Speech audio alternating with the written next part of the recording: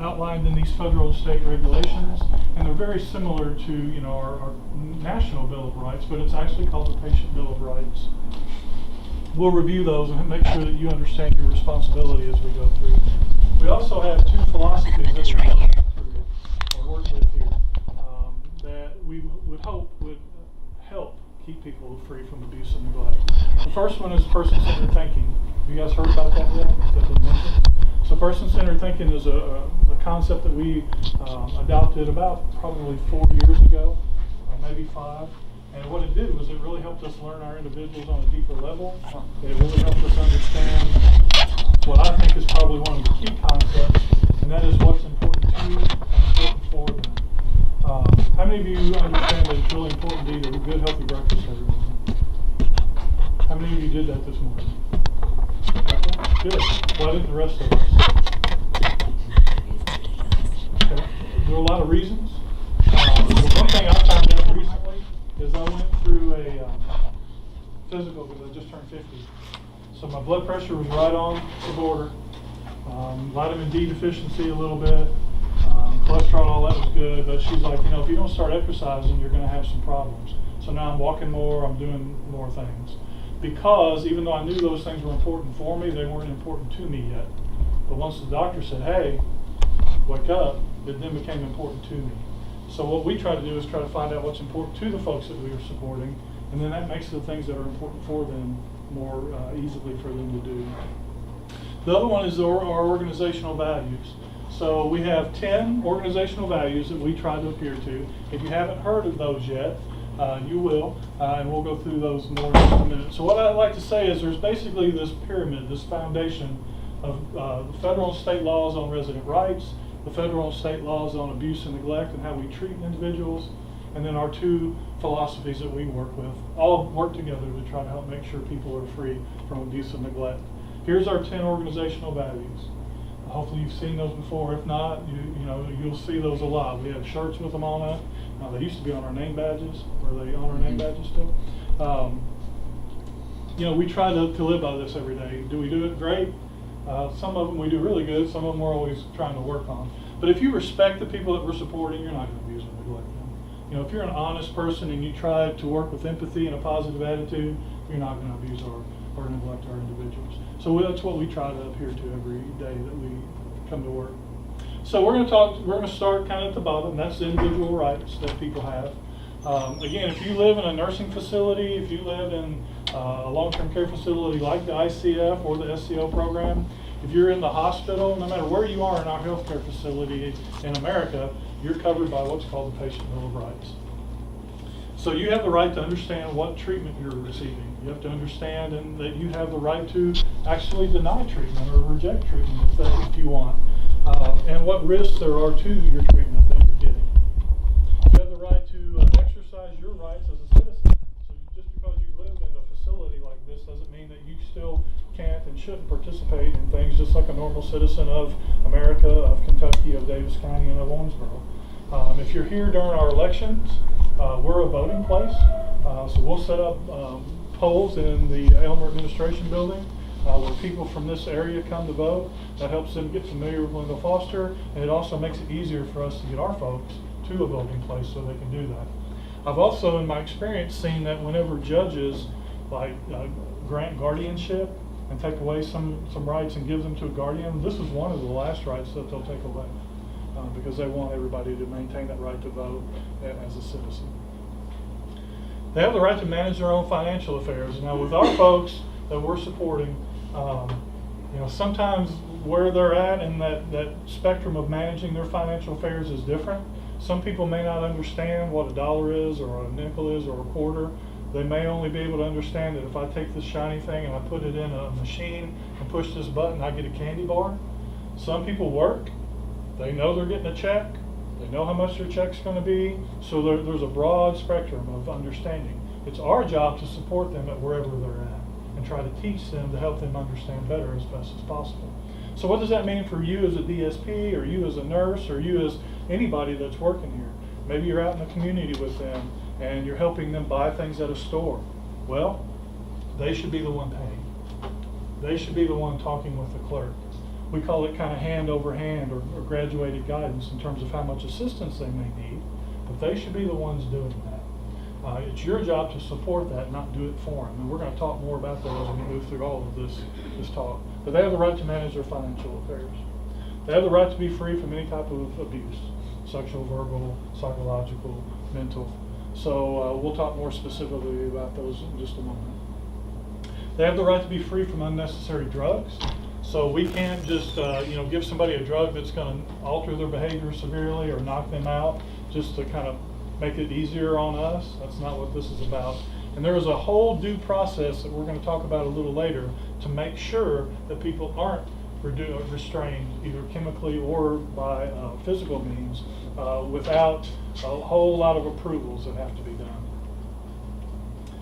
Personal privacy. I can't speak enough about how important this is. Have any of you ever been in a hospital? You had to wear a little hospital gown, nurses coming in all the time. I don't care how good they are and how much they try to respect that, it's still not very, very conducive to privacy, is it? So just think about living there 24/7, because that's what our folks are doing. They're living here. They have people coming in all the time. They have people, cleaning them, putting them in very, very, very intimate situations. And we have to make sure that we're protecting their privacy at all times. Pulling curtains, closing doors, covering them, etc. That includes during treatments. I talk to nurses all the time about making sure that you're not doing medical treatments out in the commons areas. They should be brought into either the med room or brought into their room and make sure that that person's given privacy. They're not supposed to work for us. Now there's really a fine line here from what you're going to see in especially the ICF versus working and the programming that people are getting. Terry Brownson was the CEO here before Carrie. Was here 10 years, is that right, Kelly? Prior to that, he'd been in the business for 35 years. Had started out in I think like 72 or 73 back at Eastern State Hospital in Frankfurt. And he told me a story where the first day he was walking through Eastern State Hospital and they were showing him around, and they came into a room a lot like this. It was concrete walls, concrete floor with drains in the floor, and there were fire hoses up on the walls. And back then, the high-functioning inmates, and that's what they were called, inmates, because the same department that ran the prisons ran the ICFs. So if you call a prisoner an inmate, then because it was in that same category, that's what they call people. So the high-functioning inmates would take the low-functioning inmates into this big room, strip them down, take the fire hoses off the wall, and spray them down, and that's how they got their showers. Well, we've come a long way, thankfully, in how we treat individuals with developmental disabilities. But also, that was their job. They had to do that. They weren't getting paid for it. They had to do that. They had to maintain the grounds. They had to take out the trash. They had to do all those things without being compensated just to live there. And then finally, there were some laws that were passed that said, no, they're doing work for you, you pay them. Now what you're going to see here, though, is you're going to see a lot of the staff talk to an individual about picking up their plates, making their beds, loading their dishes in the dishwasher, putting their clothes away. There's a big difference. Our job here, our single purpose in the ICF is to help people become as independent as possible. Everything that we're supposed to do on a day-to-day basis is to help them become independent. So we have to clean our house. We have to do our dishes. We have to make our beds. So we're helping that person learn through adaptive equipment or whatever, or support to do those types of things. It's different than working for the facility. We do have some people here in our programs that work. They're being paid. They're employees. Okay? And it's because of laws like this. If they do work, they are compensated. They have the right to receive and send unopened mail. I always say that one of the nicest things that you'll probably do as a DSP is, help somebody hold the phone to their ear or help read a letter from their family, because they really, really enjoy that. Families enjoy it. They know what those sounds mean when they talk, even though they can't necessarily verbalize words. And that's a good part. We have some people that have their own cell phones. They have the right to be on those and us not listen and eavesdrop on what they're saying. Access to telephones. They have the right to participate in social, religious, and community activities. And another big move as it related to person-centered thinking was us really trying to get actively and heavily pursuing that. Part of why we developed the transportation department was to make that easier, to help people get to their social, religious, and community activities. Sometimes staffing weighs on us, and we're not able to do that as much as we'd like. But they have that right, and we try to do that. We also try to get the community here involved, so they can develop an appreciation for the types of folks that we support and the value that they have. They have the right to retain and use personal possessions and clothing.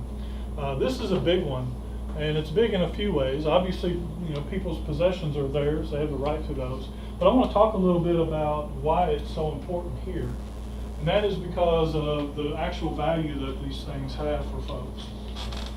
In the ICF, in order to live here, you have to receive state Medicaid.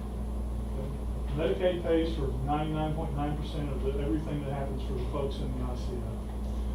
In order to be on Medicaid, you also have to be on SSI, Social Security, Supplemental Social Security Income, or SSDI, which is specifically for people with developmental disabilities. So, let's say Social Security is paying you $4,000 a month. I'm just making these numbers up for easy math, okay? Because it's not that much, but just let's say. So let's say it costs $6,000 a month to live in the ICF, okay? Well, Medicaid's not paying us $6,000. They're not doing that. What they're doing is they're taking $3,960 of these dollars and paying to us, and then they're making up the difference. So that would be $2,040, right? All right, so Medicaid's paying us $2,040, and they're taking all but how much of this person's Social Security? $40. So that means this person has $40 a month to spend on their personal possessions, their personal wants, anything outside of what we normally provide for them. So if they want to go to the movie, if they want to go get coffee, if they want to buy a CD, if they don't have a television, they have to save and buy one because either their family can't afford that or whatever. You get my point? I'm not happy about this or proud. I'm a firm member of the Starbucks Anonymous Club, but I spend $40 a month on Starbucks. I mean, I'm sure you could think of things that you spend way more than $40 a month on. So those personal possessions that they have even more value to them because they've had to save every bit of the money that they have to get those. So why am I telling you that? Because it's up to us to help protect that.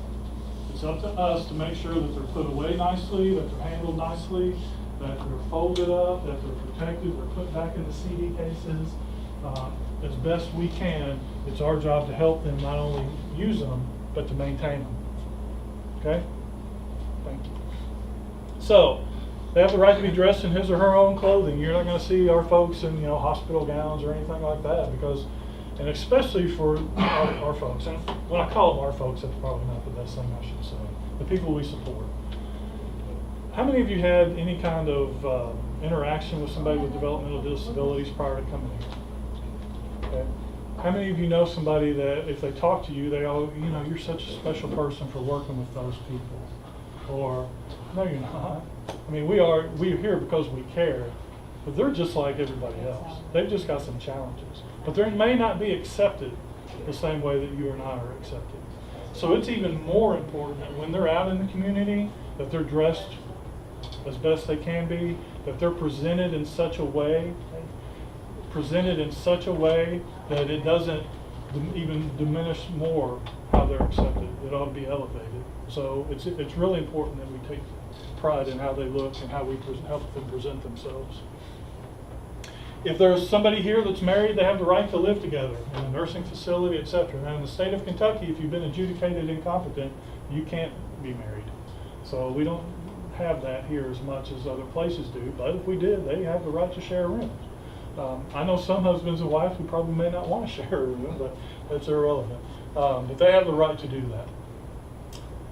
So, because of those rights, we have a policy in place. And I'm going to ask you to read that policy aloud, please. Everybody together. Prohibits neglect and/or abuse of individuals. WF shall complete investigations of reported individual neglect and/or abuse within 5 working days from the initial report and implement needed corrective action as appropriate. All right, so keys to this. We have a policy that prohibits neglect and abuse. We are going to investigate things that are reported to us, and we have 5 working days to complete that investigation. That fulfills this next regulation, that we have written policies in place. There's a whole lot more to that policy, and there's a whole lot more to these laws. And if you're having trouble sleeping, I'll let you read these because they'll take care of it for you. But staff must not use physical, verbal, sexual, or psychological abuse or punishment. We need to understand that the people that live here are not good or bad. We're not their parents. We're not punishing them. And that's extremely important that we understand that. They're not good, they're not bad. Now they have some behaviors that are challenging, and they're trying to tell us something in ways that we could probably help them do more appropriately or less harmfully. But one of the things that really bothers me is, oh, so-and-so was being terrible today, and no, they weren't. They were probably trying to tell something that you weren't hearing, because that's what we've also found out. Behaviors are usually a way of getting something across, and we just haven't figured out what they're trying to tell us. So we don't punish. We don't have timeout rooms. We don't have things like that. Now, there are things in the behavior plans for these individuals that teach us or show us how we are to interact. Like, we've got a few people that can't handle a lot of sensory. So if they're in a loud room with bright lights and a lot of commotion, they're going to start having issues. So their behavior plan says, well, let's take them in their bedroom, let's turn the lights down, let's put soft music on, let's put them in an environment that's a lot less stimulating. But we're not closing the door, we're not locking the door, we're not keeping them from coming out. It's a way to help them, and you'll see them. A lot of them have weighted blankets. Like if you were swaddling a baby, that just is a calming thing, and you'll see them calm down. So there are things that we do to help people get through these behaviors, but it's not designed or intended to be punishment. So, abuse. It's the ill treatment, violation, or exploitation of a person that causes some type of harm. Physical abuse is any physical motion which causes bodily harm or has the potential to cause bodily harm. So, give me some examples of a physical action that could cause harm. Pinching. Hitting. Pushing.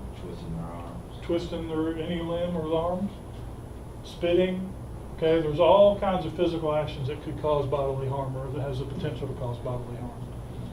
Verbal abuse is the use of oral, written, or gestured language that is abusive in nature. So, cussing at somebody, yelling and screaming and being belligerent at somebody when that's not inside that behavior plan. I mean, sometimes you have to be firm so people understand that you're being serious, but there's a difference in being firm and going too far and being belligerent. You could flip somebody off, and that could be considered verbal abuse because everybody understands that. You could write something down that only they could read. The way you say something. You may have been around people who say something nice, but they say it in a way you understand that they're not really being nice, etc. Any questions about those two? Psychological abuse is humiliation, harassment, threats of punishment, or any other action that could cause psychological harm. Calling somebody a name, calling them retard, something like that. Threatening them, hey, you know what, if you don't stop that, you're going to go to bed early tonight. Anything like that that is intended to put you in a power position that's going to cause them to cower or fear is considered psychological harm. You can put them and that and verbal abuse pretty close together because it could be both or either. And then obviously sexual abuse is touching somebody inappropriate, coercing them into sexual acts. Anybody that's been adjudicated incompetent in the state of Kentucky, it's my understanding, cannot give consent for sexual contact. So even if they say they want that, if they've been adjudicated incompetent by law, they can't do that. And obviously anybody under the age of, 16 in the state of Kentucky. Neglect is the absence of services necessary to maintain the health and welfare of an individual. We're going to expand on that a little bit though, because neglect is an issue right now, especially in the state of Kentucky, rightfully so, that's being very highly scrutinized. Neglect usually means in our minds, I know somebody needed something and I didn't provide that. Somebody needed to be changed. Somebody needed to be helped with eating. Somebody should be turned in bed regularly because otherwise they're going to have skin breakdown. Leaving children alone by themselves. All that stuff can be considered neglect. But in our setting, what you really need to understand, this is going to sound really tedious, but it's important for you to understand. Every person that lives in the ICF and lives in the SCL has a plan in place.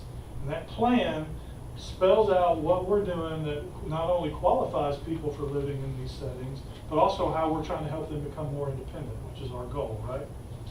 So, in the ICF, that's called the ISP, the Individualized Support Plan. It's called an IEP in school systems. It's called the Plan of Care in the SCL program. If you live in a nursing facility, it's called the Care Plan, okay? So it's kind of all the same, but here it's called the ISP. In the ICF, you can find that in TheraP, which is our online documentation system that we use. So you'll have a username, you go on there if you've already been onboarded or if you've already worked here before, you understand that. But, so TheraP. As a subcomponent of this ISP was called the IPOP, the Individualized Plan of Protection. This spells out any restrictions or any, like if I need a special spoon because I can't hold a normal spoon, if I have to have a wheelchair seat belt on when I'm in a van, all of this is spelled out in this IPOP. And then there's also the Behavior Support Plan, which is again what leads the staff and helps the staff understand how I'm reacting to an inappropriate behavior or a harmful behavior. But all of these are part of this ISP as a whole. The ISP is put together by the ID team, which is the interdisciplinary team. So everybody that lives here has a team of people that work with them. They have a Q, which is a case manager in ICF. They have the nurse, the therapist. They have the DSPs that work with them. They're part of that IDT. That person's family guardian, that person's doctor, the psychologist, anybody that has anything to do with them are part of their IDT. And the IDT gets together and they do assessments and they try to figure out what's good and going good, what's going bad. They try to figure out how we can really help this person. When they agree on that, it goes into this ISP. Okay? And this ISP, again, spells out what we're doing to help people. This IPOP spells out how we're going to go about doing that safely. So, let me give you an example. The IPOP says that when you put this person in bed, that you're supposed to lower the bed as low as it'll go. You're supposed to take the side rails down, or they may not even have any, and you're supposed to put a mat on the floor around it in case that person rolls out of bed. Okay, that's the safest way we know to let that person sleep. So that's all spelled out. So you put this person in bed, and you forget to lower it, and you keep the side rails up, and you don't put the mat down. And then this person rolls out and gets harmed. Because it was spelled out what you were supposed to do and you didn't do it, that's neglectful. Okay? So it's not only not doing something that you need, it's not doing it the right way. And this is extremely important because we've had a couple cases here where this has happened. Now let me tell you about how this works in Kentucky now. So let's say something bad like this happens. This person gets injured. Broken bone of some type. And so we investigate it. We go back through our 5 days. We have to report it to the Office of Inspector General, who is the part of the state of Kentucky that gives us our license to operate, and the Department of Community-Based Services. And they're the ones that kind of look in to make sure that everything's going right in terms of abuse and neglect, not only here, but in nursing homes, in the community. You know, if there's a child abuse issue in the community, they get involved. So they'll come in, both of those agencies, they'll look at it, and if either one of them, really specifically OIG, if they determine that it was neglectful or abusive, then the Attorney General for the state of Kentucky reviews those. Does everybody know what the Attorney General does? They're the ones that come after you criminally. Okay? So OIG finds it guilty, you're terminated. Or even if I find you guilty of that, or if I feel like you've done that, you're terminated. OIG is going to come after you and say, yeah, I'm glad you were terminated, but this was also criminal, and we're going to press charges against you. And that has happened. That resulted in that person being found guilty, getting sentenced to 90 days in jail. And even though it was suspended, that's always on that person's record. They can no longer work in the state of Kentucky. It's not good. So why am I telling you guys this? I'm telling you not so you fear your job, but so you'll respect how important it is to do it based upon the things that are outlined in these programs. Because the whole IDT agreed upon it, it doesn't put one person at jeopardy, okay? So everybody that works with this person felt like this was a good idea. I decided I was gonna step out of that and do something different. Well, no, I'm neglectful personally. But if I'm following this plan, so I lowered the bed rails. I put the side mats down, or the side rails down. I put the mat down. He still rolls out of bed and something happens, okay? There's no neglect there. We did what we felt was right, and then a bad outcome still happened. So we'll adjust it and move on. So this protects you guys, everybody, okay? So it's important that you understand that. And again, I really want to try to stress that for you. Exploitation is the improper use of a client's abilities or resources for personal gain. You steal something from them, it's going to fall under this exploitation. Usually when you think about this, you hear about people who their mother passed away and they didn't report it and they're still drawing their Social Security checks and stuff like that. But in our setting, if you steal something from somebody, we would classify that under that exploitation. So I can also tell you, you're probably going to get really frustrated because you want to take somebody out in the community and there's like 3 or 4 different forms you have to sign just to get $5. But again, all of that is protection to make sure that we can account for every dollar so nobody is being accused of exploitation. So how do restrictions fit into this? And I've talked a little bit about this. A restriction is anything that's set in place within that ISP, that IPOP, or that behavior support plan that keeps me from doing something that I normally have the right to do. A great example of this is, if you gave me a hamburger, I would pick the whole thing up and stick it in my mouth because I love hamburgers. And we've got people here that will do that. They'll take the whole thing, stick it in their mouth because they love them, they want 10 of them, they're going to eat it. We know what's going to happen if they do that. They're going to choke. Okay, so the teams got together like, no, we can't allow them to do that. So now we're cutting up that hamburger into 1/4-inch bites so they can't grab the whole thing at the same time. Really, very technically, that's a restriction of their rights. So, goes through this process, it's put in the ISP, it's put in the IPOP, okay? But let me explain the process, because we take people's rights very seriously here. Not only because of the law, but also because it's the right thing to do. So let's say the IDT, the team, has decided they want to do this. They want to cut people's hamburgers up into 1/4-inch pieces. Everybody's in agreement with it. We still can't do it. Because there's another group called the Human Rights Committee that actually meets today at noon. They meet monthly. The HRC. You hear us say the HRC sometimes. The Human Rights Committee is a group of volunteers. It's spelled out in our regulations that it's required here. So the Human Rights Committee is a group of volunteers. We've got a couple board members. We've got the city commissioner, one of the city commissioners, Dale Poole, Sarah's dad, who is the soccer coach at Owensboro, is on it. We've got a local music minister that's on it. The main clergy person at the hospital is on it. We've just got somebody that used to work here, so understands, what we're talking about. She's on it and she wants to stay involved. So they're just a group of volunteers that come through, and any kind of restriction, like I just explained to you. Chest harnesses, that's a restriction. That's keeping people from getting up out of their seats. A medication like Valium that's causing somebody to maybe think and act differently is a restriction like we talked about. Any of those things. The IDT presents it to the Human Rights Committee, and they have to explain why we're doing it and what we feel like will happen if we don't. Until they approve it, we can't do it. But once they approve it, it gets added to that ISP, it gets added to that IPOP, and then we're allowed to do it.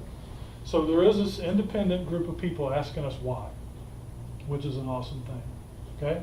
So again, that's important because anything that's unauthorized or unapproved could be considered abusive. If there's not something in this plan that says you should put a chest harness on this person, and they're not trying to physically harm somebody, you can't put the chest harness on that person.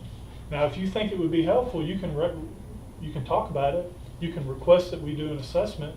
You can say, I really think this will help this person, and let the team get together and talk about it, but you can't do it. because you've just restricted that person's right to get up out of that chair or to go get what they want. That could be considered abusive, okay? So we know, again, no one person has, I don't even have the right as the VP and administrator to do those things, to put those things in place, okay? It's abusive and restricting if I do. Now, you're trying to get up and harm somebody all day long, we might have to temporarily put something in place for safety, but there are strict rules on how that happens too. It can only last so long, within 24 hours we have to have a team meeting, etc. But again, it's very important, and I think the key that I want you to understand is no one person has the power to do something restrictive without this group of people looking at it and reviewing it, okay? So removing personal belongings, unless they're using them as weapons, we can't do it. Restricting to certain areas, again, unless it's in that behavior support plan as a way to help, that person de-stress or get through that behavior, it can't happen. Turning off their electric wheelchair or taking it out of gear without that being in place. Again, you're basically taking their legs away from them. They can no longer ambulate. That's very restrictive and it should not happen. Okay? Any questions about that? I know that's a whole lot of info, but any questions? Yeah, I was in the cottage one time and there was a situation where like one had, he has like an iPad or whatever, like it's not in the plan or in his thing saying that he's not supposed to have it while he eats, but like they say he's not supposed to take it and they take it away from him. And they say that's what they've always been doing. So like if it's not in the plan, but they say that's what they've always been doing, are you supposed to do that or you take it away or what? Technically, that's not supposed to happen. Technically, if it doesn't say that he can't have his iPad during meal times because of, I guess, some type of behavioral issue or something like that, then that needs to be discussed by the team. So if you want to, was it in D? Hey. In A? All right, I'll look into it. But yeah, that's not really supposed to happen. Now, unless you ask him, say, hey, do you want us to take your iPad so you don't ruin it, and he verbally says, yes, you can have it, that's one thing. But if he's like fighting you for that iPad, then that's something that needs to be talked about by the team, for sure. Good catch, thank you. So, we cannot withhold food or hydration as a form of punishment. Obviously, you can't withhold food and water. Now again, going through this process, what you're going to see here is we got some people, like I said, that like to stuff a whole hamburger in their mouth. Or, better yet, if you give them something to drink constantly, and they're going to drink so much that they won't want to eat. So we've put something together where, okay, let's make sure this person eats 50% of their meal before you give them something to drink first. That way they'll get their nutrition. But I'll let you in through that process, okay? We cannot hire anybody with a conviction or prior employment history of child or client abuse, neglect, or mistreatment. We can't hire anybody with certain felonies, etc. So remember when I told you about that person that now had that on her record? Can't work in healthcare ever again in the state of Kentucky. So all of your names, social security numbers, all that, we do that prior to employment. We signed off, we checked all that stuff to ensure that as best we can. So, any allegations of mistreatment, neglect, or abuse, as well as injuries of unknown source, in other words, somebody has a bruise and we can't figure out where it came from, they have to be reported to me immediately or to other officials in accordance with state law. So what I'm telling you is you can report it to any member of management. Okay? So how do you report abuse or neglect? Here. You report it to any member of management as soon as possible. Now, why did I put as soon as possible next to immediately? Because technically there is a very fine difference. So I'm here and I'm helping somebody in the bath, and I hear something over here, I hear you smack her. Immediately would mean I would go, hey, you quit that, and I would take off and go report it, right? That's what immediately means. As soon as possible means I'm going to drain this tub because they're in a bath full of water. I'm going to cover this person up. I'm going to come and take you physically away from him as quickly as possible so he can't hit you again, okay? And then I'm going to go find somebody to tell. You get the difference? Because there is a difference, believe it or not. So, as soon as possible means everything's squared away, you've got people safe and secure, then you go find somebody. It doesn't mean wait till the end of your shift. It doesn't mean wait till you come back in the next time. It doesn't mean go home, take care of your kids, think about it until 10 o'clock at night and then call back down here. Now, I would rather you do that than not report it. But technically by law, It's supposed to be as soon as possible, okay? And the longer you wait, the more you could be then looked at in terms of being neglectful. If I know he's beating the crap out of you and I let that happen, I'm being neglectful. So now, not only do we have this, but we've got this person neglecting and being okay with that. Because silence implies acceptance. If you're silent about something that's going on, that means you've accepted it and that you're okay with it, thereby complicit with it. If you're living next door to somebody and you know, or you have a pretty good idea they're abusing their children, and you don't report it, guess what's going to happen? If it's ever found out, they're going to arrest the mom or dad or whoever is abusing him, and then they're going to come knocking on your door. Did you ever hear anything over here that make you think that anything was going on? You know, every night I heard that child scream bloody murder. Seemed like he was always sick and had bruises on him. Did you tell anybody? No, none of my business. Come with me. I mean, it's serious. I mean, they will arrest you for that, okay? So, and in our setting, it's the same thing, okay? You have to report this stuff. You're legally, morally, and ethically required to report it. We ask that you report it to me or anybody in the member of management as soon as possible, okay? So, we have to have evidence that all alleged violations are investigated promptly, etc. I've got a book. I've been here 19 years. I've got a book of things that we've either, some of them have been scanned in or now digital, but of all the things that we've investigated. In the past 2 years, there have been 2 neglect issues that I've investigated here, one of which I've already talked with you about, okay? So it's not like it happens all the time, but one time is too many. One time is too many, so we take all of them serious. So they must be reported to me. If I've got people doing parts of the investigation, we all have to get that wrapped up within 5 days and report our findings to the state within 5 days. If we can verify it, and sometimes I'll be honest with you, that's difficult. Sometimes it's actually very difficult to determine, yes, this did or did not happen, and still be kind of fair to the employee and be fair to everybody involved. But if we can, corrective action will be taken. And I can tell you here, the corrective action will be termination. Okay? Now, if it comes out that maybe you didn't follow something that you were unaware of, or a certain policy or something, we'll try to do what we can to make sure that you understand the importance of that. We don't want to just terminate everybody. We need good staff. But we have to weigh that with the benefit of the individual. But if I can prove it, somebody hit somebody, whatever, we're saying goodbye to you. Okay? If that person's under the age of 18, I have to report it to the police. So people working in Building D, understand that. If you're working with some kids that are under the age of 18, the police have to get involved. So, what happens? Who do you report it to? You or me. Anybody in management. If you can't find Marty, and you see me walking down the hall, you report it to me. You see Kelly walking down the hall, report it to her. Okay? Doesn't have to be your immediate supervisor, just anybody in management. We all know what to do as soon as possible. They'll make sure I get it. Okay?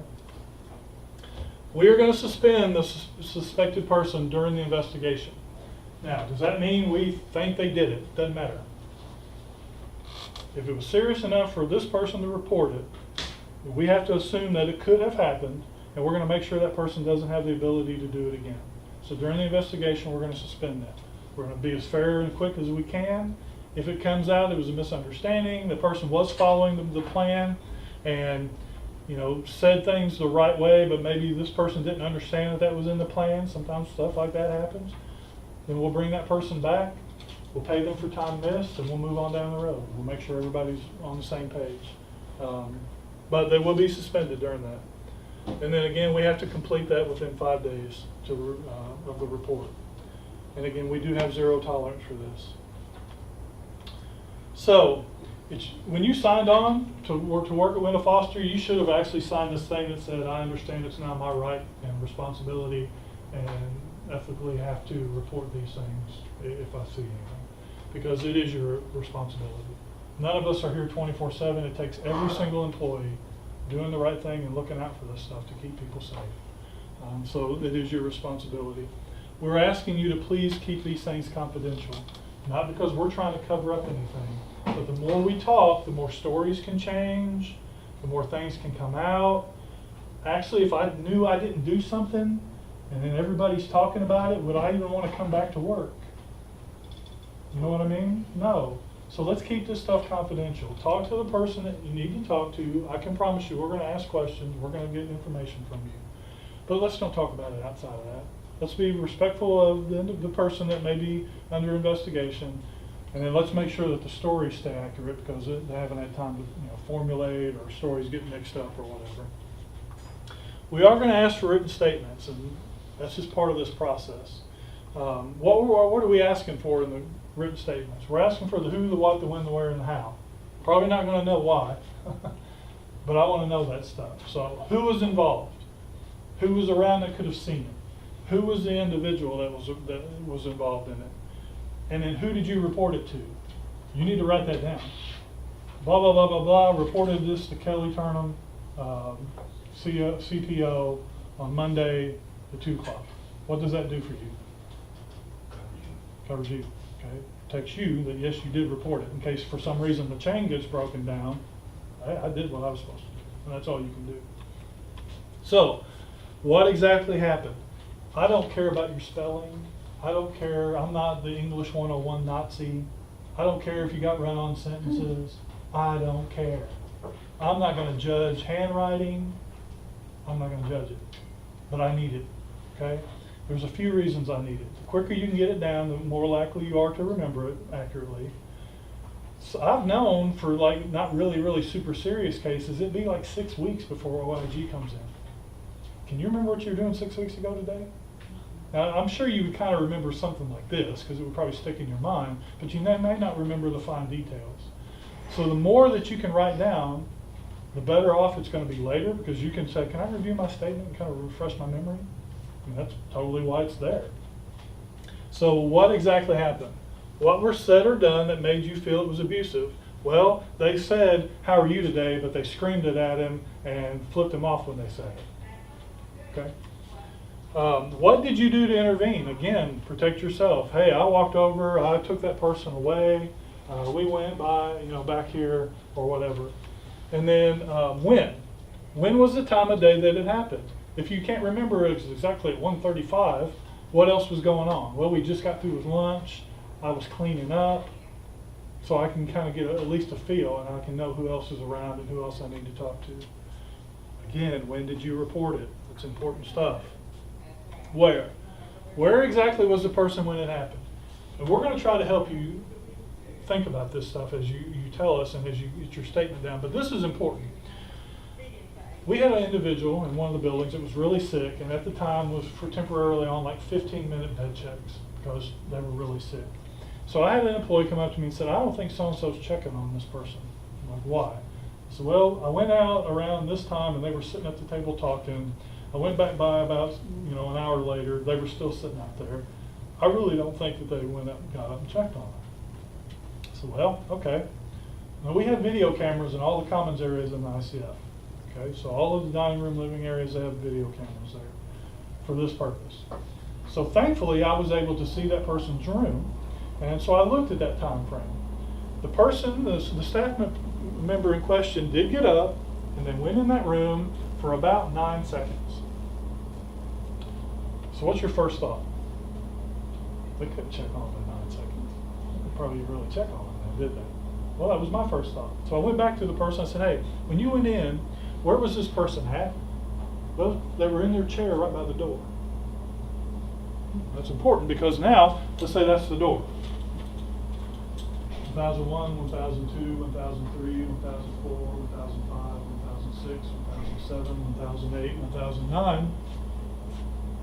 Maybe they did. If they say, well, they were back there in the corner, 2001, 2002, 2003, 2004, 2005, 2006, 2007, probably not so much.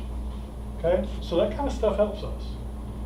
The more that you can remember that stuff and put it in your statement, the better off that we're going to be to truly determine if something did or didn't happen. Where exactly was the individual sitting, laying, or standing? If something happened in the commons area and then they went into the bedroom and then something else did or didn't happen, Again, help us understand that, write that stuff down. And then how? How specifically do you feel like this was abusive or neglected? How did the individual react? This is kind of important. We've got some people that, because of psychological or mental or behavioral issues, if they're nervous or upset, they might laugh. And if they're happy, they might cry. So just because I said something mean to you and you laughed about it, doesn't mean you were okay with it. We may know that that's what he does when he's upset. So yeah, that really did upset that person. So how did the individual react is something that we're going to try to help you remember and get in this statement. And then again, how did you intervene to keep the individual safe? How did you report it? So you're looking for Marty, you're looking for somebody, you can't find anybody, and you say, you know what, I'm going to text Marty. Hey Marty, I need to talk to you ASAP. Please give me a call. I've got something I got to report. Okay? Okay, put that. Text me. Get my point? So in summary, please understand we have zero tolerance. That's why we don't have a big widespread problem. Number one, we've got a lot of people who've been here a long time who really, really care about the folks. And if it does happen, we'll find out about it. I can tell you that. And then secondly, because, you know, most people that are in this field, they're not here to hurt people. They might get busy, they might be stressed, there might be something that happened that day that kind of led to something inappropriate, but most people don't come in here with the intent of harming people. So again, I don't want you leaving here feeling like this is just a huge problem, but one's too many. And we all have to be vigilant, diligent about making sure that they're not being subjected to this.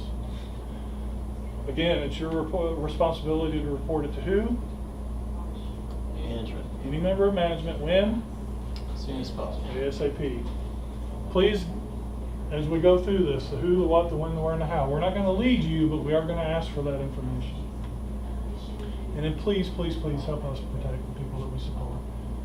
We've got some very, very, very, very, very involved people who need our care and support or they won't make it. So let's provide that to them the best way that we can in the most humane, the best possible way. Okay? So, any questions about that? All right. I did an effective job. If you open your tests, I think it's the next to last page. Let's go through them and make sure everybody has done that. So if we'll start here and just go around and then read one and answer it, we'll make sure everybody understands. An individual receiving supports from WFCDD has the same rights as you and I unless a restriction is in place.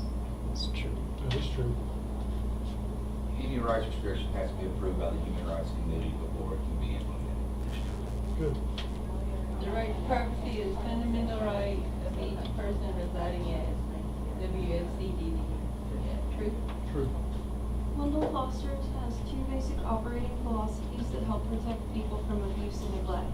Person-centered thinking and its 15 core values. True. Actually, that's a trick question. How many It's core only values are 10. there? Good. Good. I just put that in there to make sure everybody was aware. There was really no right or wrong. So, give me one of the 10. Trust. Trust, good. Give me another one. Positive attitude. Positive attitude, another one. Respect. Teamwork. Teamwork. Any others?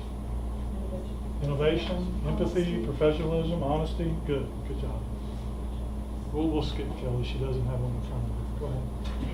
WFCDD has 5 days to complete an investigation on suspected abuse and neglect. Very good. All incidents of suspected abuse and neglect are to be reported to the administrator or other member of management as soon as possible. Good. So back to me. The different types of abuse are physical, sexual, verbal, and psychological. That's true. Good. Physical abuse is using writing or spoken words to inflict pain and suffering as possible. All right. What's that describe? Verbal. Right. Good.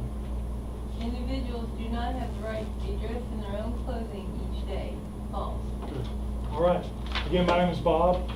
My only purpose here is to help you guys be successful. Make sure we have the tools that we need. Make sure that we're working through any problems that may be arising.